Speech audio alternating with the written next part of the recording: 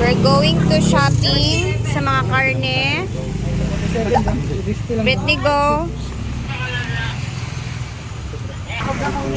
This is for adobo. Sabihin ko dito sa dito. Sa dito. Dito sa pang. Tugay kinuman ng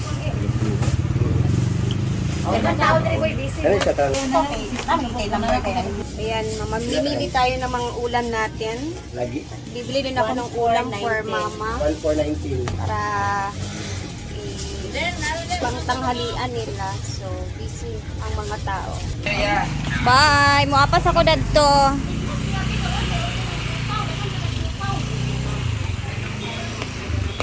Kay lami inyong sudan. Thank you, Mang. So, uwi muna tayo kasi iatid ko muna to sa bahay and then tsaka tayo pumunta doon. Luto muna tayo ng ulam sa bahay. A few moments later. And finally, papunta na tayo ng hinaguan. Ang ganda na ng smile ko. Ayan na. Thank you, Infinity Smile from, only in Cagayan de Oro City sa may Cogon banda. So, iba talaga pag maganda na yung smile natin. Ayun. Wala na yung ko dito. Parang sign of medyo natagalan na yung pasta ko kasi. But thank you din kay Madam Brenda. At tapos kung magluto sa bahay, ayun na. Dito na tayo. Yung ruta natin after sa bahay is dito na agad-agad kasi kailangan magbalat ng buto. Banat ng buto pala. Welcome to Hinaguan.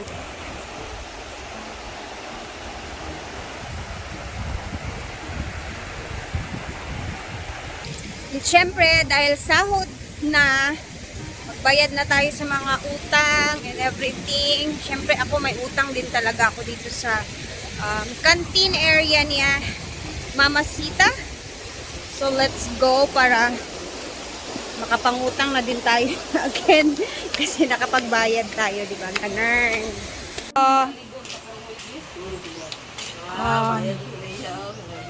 It's time for bayad utang dahil sahod na. Yung utang ko dito, guys, sakto lang naman. Di ba, Don? Yes. Ito pala na dito natin. 1,000 lang, 1,456. 1,400? O, diba? May utang tayong 1,400. O, diba? Umabot ng 1,400 ang ating utang kay Donna. So, bayad-bayad para makapangutang na naman tayo ulit. Ulit. Ganun lang naman ang buhay.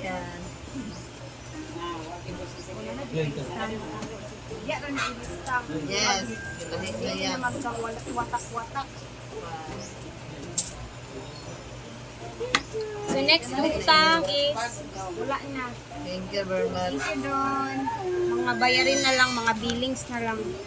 Siyempre, yung mga billing sa bahay, mga wifi, kuryente, tubig, lahat-lahat na, i-budget na yan. Basta ang utang is unahin talaga. Para wala tayong maisip ba. So, ito na yung manok na binili ni Brenda. Una, kaya let's laps. Salamat. Salamat, ng grasya sa tubana. Salamat sa pagtak sa manok. Ano din siya? Wala ko kitaan. Una taning Kasi ka siya nadagara siya video tungkol sa pagtak sa manok. bong feet. Like chicken. Dinpin mga pag-ibig.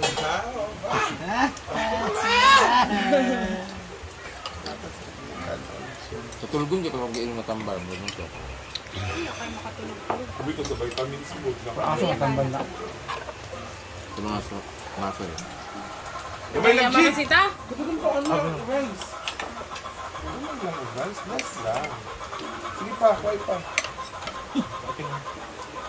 So, napapansin nyo, wala na dito yung bahay, yung lumang bahay ng mga pato or mga itik. Ayan, sinira na nila kahapon. Hindi lang natin na-videon pero na-vlog na din to ng mga kasamahan natin ng mga SC. So, ito, dito na area is ito yung gagawin na gulayan. So abangan natin kasi magtatanim kami neto pero bubungkalin pa nila to tsaka namin matamnan ulit ng mga tsaka matatamnan ng mga gulay. And kasi kailangan pa yan siya bungkalin kasi medyo matigas pa talaga yan dyan pag tinanim agad-agad yung mga gulay. Andito naman tayo sa busy sila dito sa may canteen. Ayan si Uncle. Ito po is ang vinyl tiles kung saan is iniba na naman nila yung sahig ng canteen. Ayan. Busy sila ngayon. Which is mas bet ko talaga ang ganito. Ayan. Yan, mapay ka lang mapay ito balaya mo yung pavilion niya. Ginoo ko tabang walay budget. Walay budget, Loy. Gusto pong bumili ng lupa. May bahay na. Oo, may bahay na. Binibenta po nila Luloy yung nila bahay nila dito malapit sa Hinaguan Nature Park. Pila ganito kadak Aloy? Ilang square meter? 180. 180 square meter. May bahay na po siya, house and lot. Dalawang bahay. Oo. Parang dalawang bahay kasi may yun sa Yung bahay nila Luloy guys is dun katapat sa bahay nila Brenda dun sa malaking bahay na yellow. So binibenta na nila yon dahil gusto nang lumipat ng kanyang father dun sa Bukidnon. So malapit siya sa tawag na to, daan sa highway.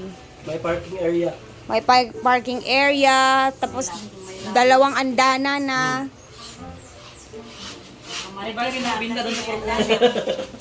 Pila ganito Loy? Magkano? 2M.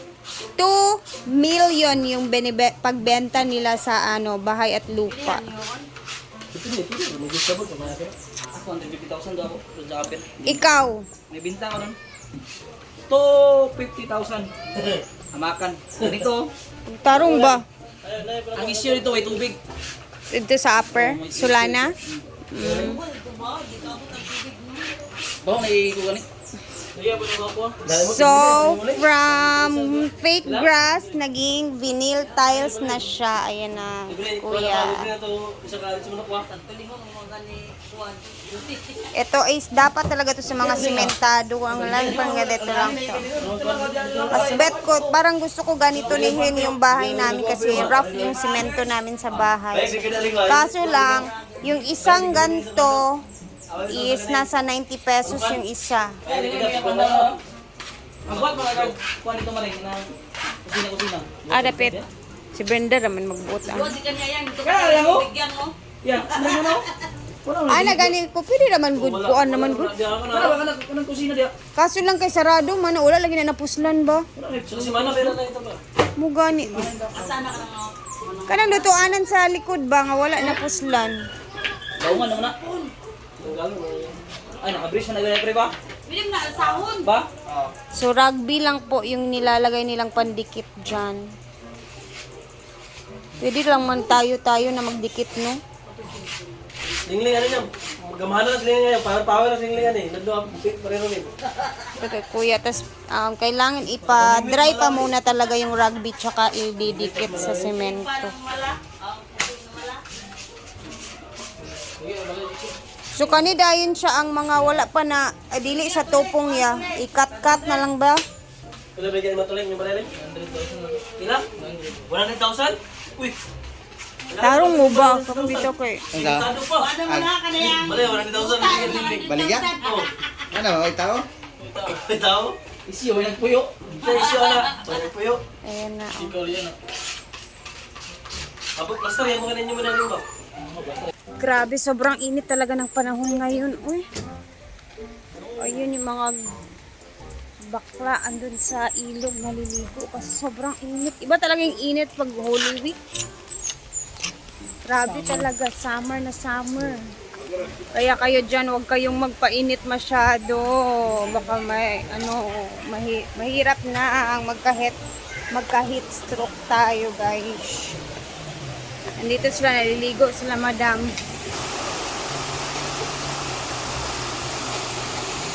Abangan po natin dahil sa Hallelujah ngayong Sunday is may ganap po dito sa hinaguan kung saan magpapabanda si Brenda from 1 p.m. to 8 p.m. ng gabi, and ilalagay niya mismo sa malapit sa ilog yung tugtugan o yung banda ba, kasi para yung mga bisita or yung gusto magligo, magtampisaw, kasi syempre mainit yan, magtampisaw talaga sa ilog. Kaya hallelujah, abangan ninyo. At kung sino yung gustong pumunta ng hinaguan dyan, punta kayo dito sa Sunday. Maganda ang ganap ngayon. May ganap na bongga. Ano ba yung tawag yan? Masaya ang ganap sa hallelujah dito sa hinaguan sa Sunday. And Hi, Rosemary Vicente. Yes, taga-bukid ko. Yes. Happy Saturday review.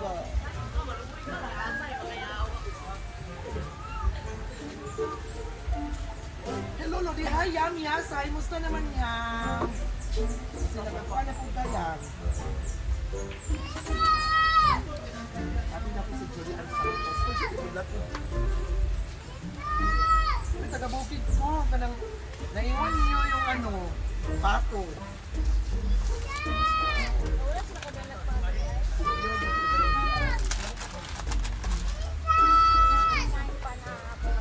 Mama po. Hindi manggod, ma'am. Hindi manggod. Hanggang nga butata ka. So, pwede ikaw. Isa or siya. Isa ni alam ko ba ka na maayos mo ni kupot? O ikaw. Or ikaw to yung nagkupot.